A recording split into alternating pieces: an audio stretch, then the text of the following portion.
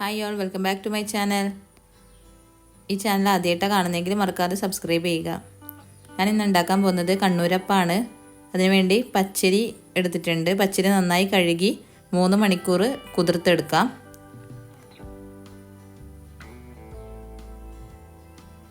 മൂന്ന് മണിക്കൂറിന് ശേഷം ഇതിലേക്ക് നമുക്ക് 2 കപ്പ് ചോറ് ഇട്ട് കൊടുക്കാം. 1/2 കപ്പ് മൈദ ഇട്ട് കൊടുക്കാം.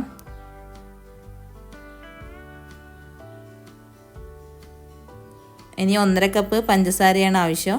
1.5 കപ്പ് പഞ്ചസാര കൂടി ഇട്ട് കൊടുത്തിട്ടുണ്ട്.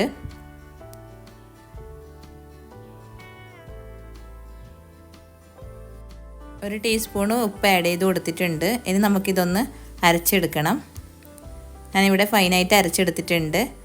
ഇത് നമ്മളിനി 8 മണിക്കൂർ റെസ്റ്റ് ചെയ്യാൻ വേണ്ടി വെക്കണം. അതിനുശേഷമാണ് നമ്മൾ പ്രിപ്പയർ ചെയ്തെടുക്കുന്നത്.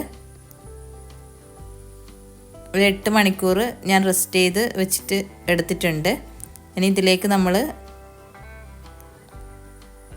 1 ടീസ്പൂണ് ബേക്കിംഗ് പൗഡർ ഇട്ട് നന്നായി മിക്സ് ചെയ്യുക. കട്ടകളൊന്നും ഇല്ലാതെ നന്നായിട്ട് മിക്സ് ചെയ്യണം.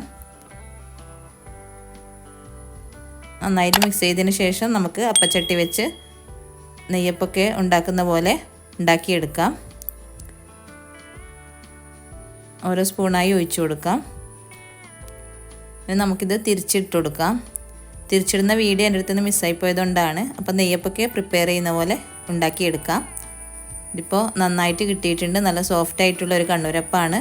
ഈ റെസിപ്പി നിങ്ങൾക്ക് എല്ലാവർക്കും ഇഷ്ടപ്പെട്ടെന്ന് കരുതുന്നു. ഇഷ്ടപ്പെട്ട് കഴിഞ്ഞാൽ തീർച്ചയായിട്ടും ലൈക്ക് ചെയ്യുക. നല്ല ടേസ്റ്റി ആയിട്ടുള്ളൊരു അപ്പമാണിത്. എല്ലാവരും ഫീഡ്ബാക്ക് അറിയിക്കുക. Thanks for watching.